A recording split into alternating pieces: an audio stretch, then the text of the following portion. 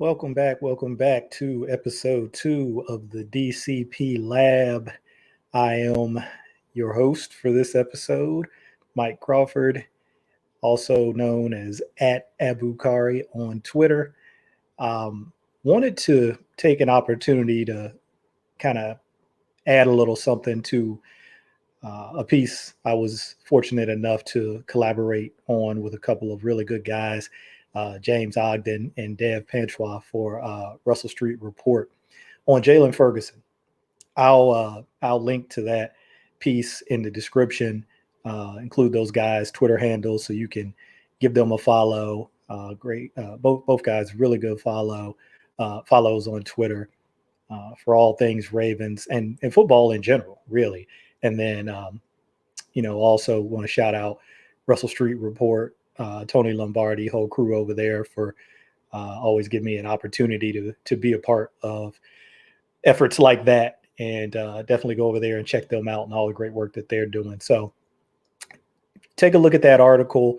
We tried to sort of unpack maybe a little bit of our expectations for Jaylon Ferguson going into the 2020 season, a little bit of a look back. Going into the 2021 season, we did a little bit of a look back at some plays from the 2020 season and use those as sort of reference points for some of the things we said in the article. And I just wanted to kind of support that a little bit because I'm pretty optimistic probably about Jaylon's 2021 season and what it can be and sort of his continued growth and development. And so I just wanted to take a look at a couple of plays from just one game. So it's really small sample size from the 2020 season that show those signs of encouragement for people sometimes who ask me like, well, why are you optimistic? What about what you've seen in his first 2 years makes you optimistic? People look at things like sack numbers and say, well, it's 2.5 sacks in each year. But as we heard from the Ravens defensive coordinator, Wink Martindale, not too long ago, maybe about a month or so ago, that he thinks sacks are maybe one of the most overrated stats on defense because of how many things have to go right, basically, how many contributing factors there are into getting a sack. And, I couldn't agree with that more. I think ultimately what you're trying to do on pass rush is affect the passer. And that can take different forms, right? It can be a sack. It can be a pressure. It can be a QB hit. It can be getting hands up at the line of scrimmage and closing those windows or getting into those throwing windows, making it difficult for the quarterback to see. It can take different forms. So just because it doesn't always result in a sack doesn't mean that it doesn't affect the passer. So some of these are run plays, some of these are pass plays. Maybe only one of them is a pass play, but we're going to take a look at these 5 that I picked because I think, again, they show some encouraging signs. So let's jump into it without further ado. This is the week 8 game against the Steelers from the 2020 season. You can see here we're in the second quarter. Ball's on the 38, just under 6 minutes. And so you're going to see Ferguson to the open side of the formation. That's the single receiver side at the top of the screen. To the left tackle, see the little short motion. We'll just let it play out once, and then we'll probably go back over it, 1 or 2 times just to kind of point out some things that I see. There you can see him against the left tackle, kind of yo-yo motion.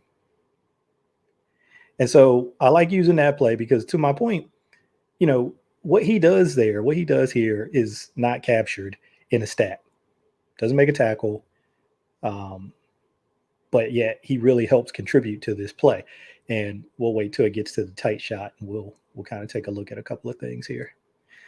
So one of the first things I like about this is how he uses the left tackle's body to close this C gap, right?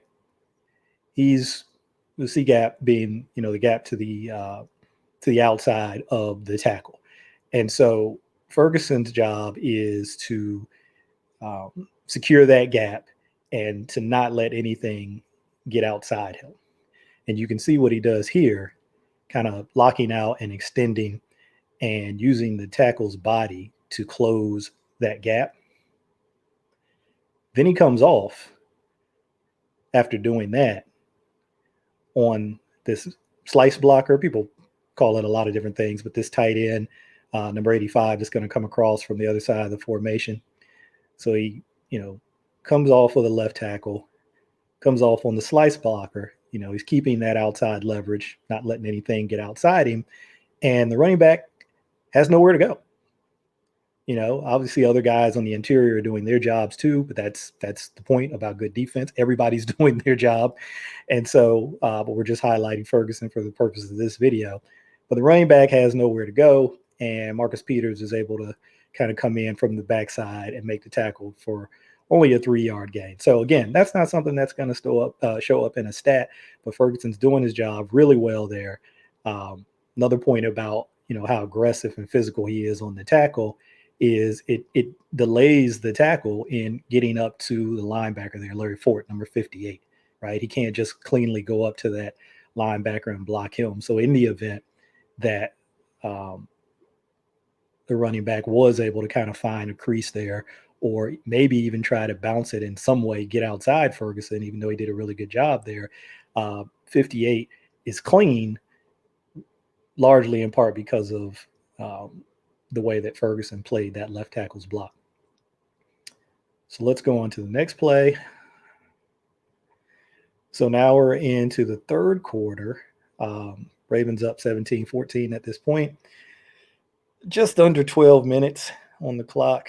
1st and 10, ball on the 23. That is the Steelers 23. Just to set the stage here, Ferguson is at the top of the screen now. Looks like he's across from a tight end. He's 2 to 3 receiver side. I know 2 of those guys are receivers and 1 is a tight end, but just, there are 3 receivers on that side. So he's to that side. Back is away from him, running back in the backfield. So let's let it play once, and then we'll unpack it a little. Another run play coming to him again. Tight end comes to his side after a shift.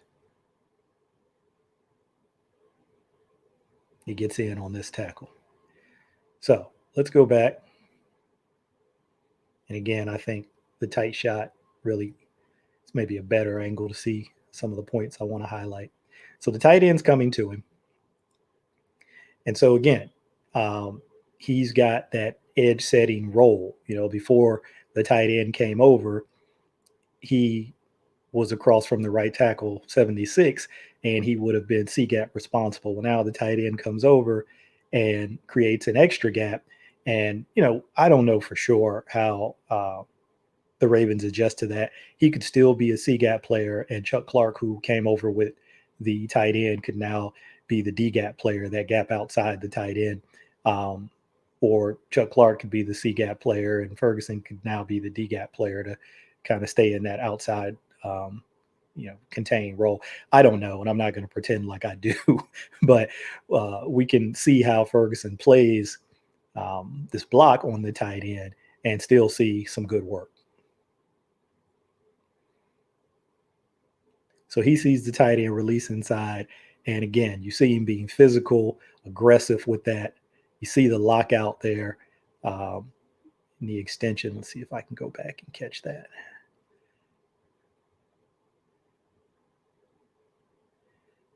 So again, you're going to see the tight end go inside. Right there, you see the lockout, the extension, the physicality. So that tight end, the way I understand this, wants to go inside and try to block Patrick Queen, 48. And he's really not able to do that, kind of like what we saw in that first play, because of how physical Jaylon Ferguson is with him. So that allows Queen, again, like we saw with LJ Fort, the previous play, to stay clean, scrape over the top, and get in on this tackle. But Ferguson doesn't just stop there, right, with how he plays that tight end. He comes off, he sees the puller, right, and the puller's able to get outside him, but you'll see Chuck Clark sort of get wide and keep leverage on the puller. Running back sees that, has to try to cut inside the puller's block, but that's where he runs into Queen, who's kept clean by Ferguson, and then Ferguson also kind of peels off and gets in on that tackle. So here we are, third play. Let's set that stage before we let that one play. Still in the third quarter, a little bit later, 9:34, another 1st and 10, ball on the 25. So we haven't advanced much here. I think we get a pass here. Yep. We'll let this one play. And you'll see Ferguson actually does get a sack on this play. Kind of the cleanup sack variety. But let's take a look at what I think was good about this.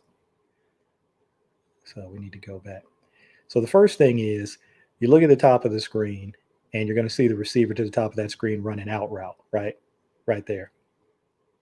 So I don't know if it was the coverage for Marcus Peters, who does a pretty good job staying square on this, and you see him kind of taking that step and driving, right? Maybe it's the coverage, but it could also be, and we'll see it better from the tight shot, could be a combination of the coverage and Jaylon Ferguson able to get his hand up right there. I kind of missed time how I pause that and see if we can do a better job.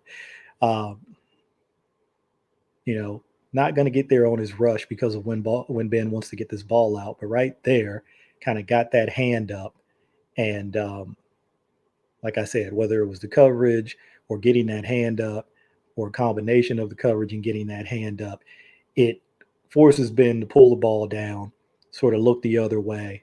And in doing that, the little bit of time that it takes for him to do that, you'll see Calais Campbell able to kind of get a little pressure and then force Ben to move off his spot after having to pull the ball down and sort of reload. You'll see this pressure by Campbell. Ben tries to go right and kind of goes right into Ferguson. Ferguson kind of gets the cleanup sack there. So again, sometimes, the pass rush is not always going to result in a sack, and that doesn't necessarily mean or even a direct pressure, an immediate pressure, but that doesn't always mean it's a bad rush. I mean, sometimes when the ball's coming out this quick, I'll try to get it to where Ben is at the top of his drop. When the ball is coming out that quick, you're probably not going to be able to get there anyway. And so, defensive linemen are coached to get their hands up, right? Try to get those hands up and clog those passing windows, those passing lanes, right? And force the quarterback to do exactly what you see here, hold on to the ball, which ultimately does on this play result in a sack.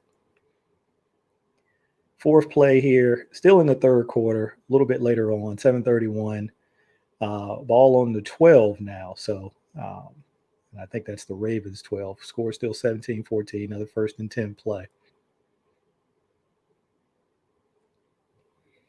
Yep, Ravens 12. So Ferguson at the top of the screen. Yeah, top of the screen. You saw that tight end sort of just motion over to his side. Started out a single receiver side. Now it's kind of a 2-by-2 look. We'll let it play.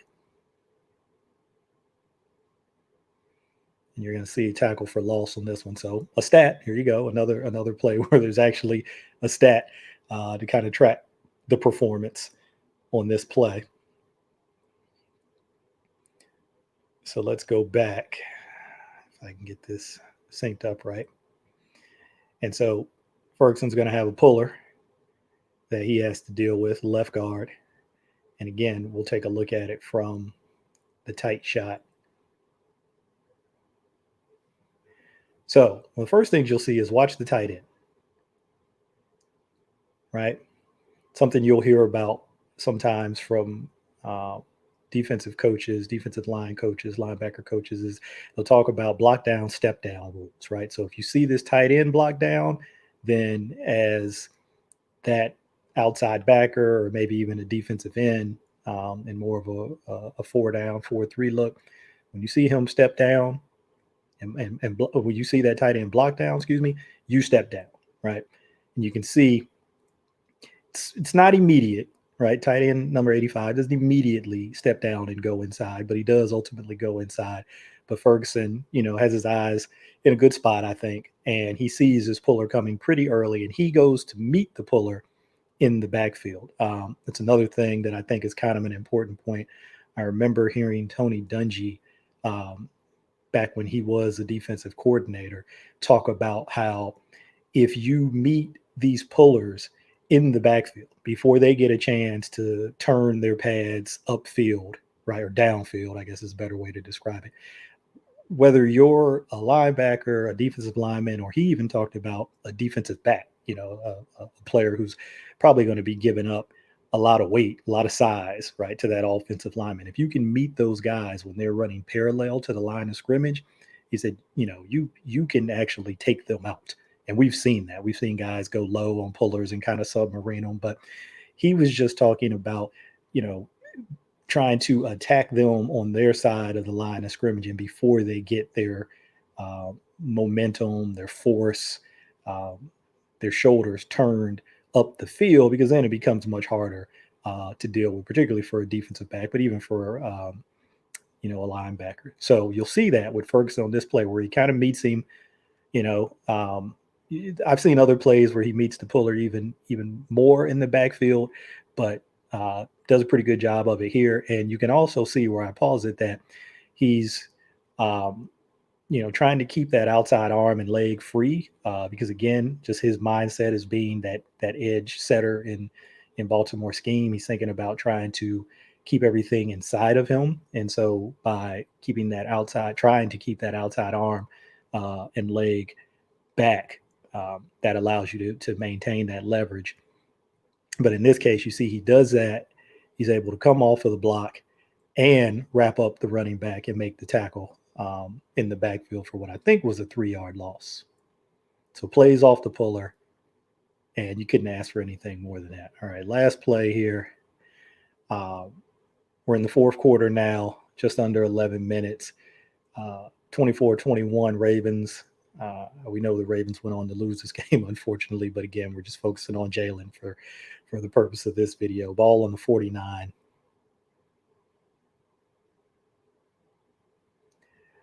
Ferguson, I think it's him at the bottom of the screen. You see the Steelers are in empty.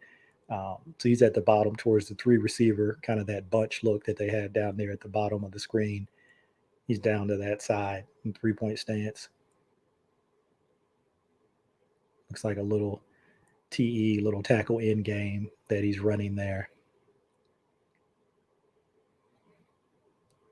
Yeah. So you see Derek Wolfe, number 95, over the right guard, kind of set the pick for him. So we'll let this play out. And you can see the coverage a little bit. You see him get the ball to Juju. I think that's Juju right there. 19. Yeah. So you'll see Wolfe kind of set the pick for him for Ferguson on this tackle in game. And even though this isn't a sack, even though Ben gets the ball out and gets it completed, I think it's for like a 4-yard gain. I wanted to show this because you see, so first you get this pick, right? And you see how Ward is really trying to cross the right guard's face and kind of aim for that outside shoulder of the guard, inside shoulder of the tackle. And DeCastro, gets turned perpendicular to the line of scrimmage, so Wolfe really does his job with that. Now, he's going to come off on Ferguson, but Ferguson is still able to kind of power through DeCastro's now inside shoulder, right? And you can see just quickly, I'll see if I can pause this, how Ferguson gets that hand on Ben after he kind of drives through right there. Well, I should have stopped it even a little bit earlier because he almost gets his hand on the ball. But, he has good length. I forget his arm length, but I want to say I'm not even going to guess, but I know you can see it on tape. He's got pretty good length. And right about there. All right, I'm not timing it up right. But he almost gets his hand on the ball as Ben is tucking it and trying to run. And he actually does wrap Ben up, see him get him around the waist there, and he's going to ultimately pull him down. Now Ben gets his ball out because look, he's a big strong guy. People talk about his arm, and his arm's not what it used to be, but he's still a big strong guy. Ravens fans know from watching him over the years just how hard it is to get him down when he starts to move around. And you still see that, like I said, regardless of what people say about his arm strength at this point. But I like the fact that Ferguson works well on this game, has to power through a blocker, even though he gets a pretty nice setup from Wolf. The blocker is able to pass Wolf off and still able to to potentially stop Ward's rush, but Ward's able to kind of power through that inside shoulder, almost get his hand on the ball. I'm determined to try to pause that just so we can really get a good close look at that. But he's determined to wrap up the quarterback, and I like the fact of kind of the awareness there to try and make a play on the ball. Man, I'm just not going to get it. All right. Well, anyway, if I had this slow motion feature that they have in Game Pass, I guess I probably could have recorded a clip like that so you can see it. Maybe we'll do that for the next time. Again, we're in the lab, right? So we're experimenting, we're trying different things, seeing what works, seeing what doesn't. So maybe that's something I'll add in one of the future videos so you can see things in real time and in slow motion, because sometimes in slow motion you're able to pick up some detail that you can't see in full speed. But wanted to throw that last play in there because those kinds of games, whether it's a TE tackle in or an ET in tackle, whichever one of those guys goes first and is the penetrator, and the other guy who's the looper who maybe loops inside or loops outside. Ravens run a lot of those games, whether it's two guys like that, so a two-man game, sometimes it's a three-man game. They run a ton of different pressures, and you want to see how guys work within those pressures and what they're good at. Are they good at setting the pick? Are they good at being the looper? Can they do both? You like to see kind of how that works out. So that's why I wanted to show that. But just wanted to jump into the lab real quick and show you guys this real small sample of plays just to kind of support some of the optimism that I have for Jaylon Ferguson. It really kind of takes me back to Zadarius Smith's second year with the Ravens. 2015 was his rookie year. Had a really good rookie year. 5.5 sacks, which is very good coming into your rookie year.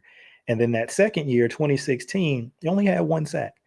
And if you were to only focus on that number, you might have thought, okay, there's a regression that happened there. But I remember watching tape that year and thinking, he's showing a lot of good things on tape. You were seeing good pass rushes.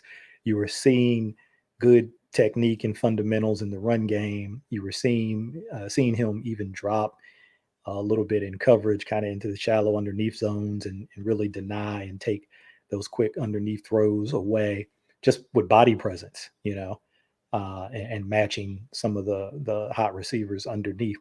And it just wasn't resulting in a stat. He wasn't getting home on some of those good rushes. He's setting the edge on some of those run plays, and the ball's going back inside, and somebody else is making the tackle. Like I said, denying those throws and coverage just with body presence or matching a receiver, coming into his zone. And so the ball doesn't go there. And so you're not seeing any statistic where you could point to and say, okay, he had this number of sacks or this number of tackles for loss, or, batted balls. But you could see him just kind of being in position, knowing and understanding his assignment, executing it, just really playing within the confines of the defense and doing his job, right? The old Bill Belichick line. And I just felt like that's going to turn into something good. It was already good, but I mean, it was going to translate into numbers, into stats at some point.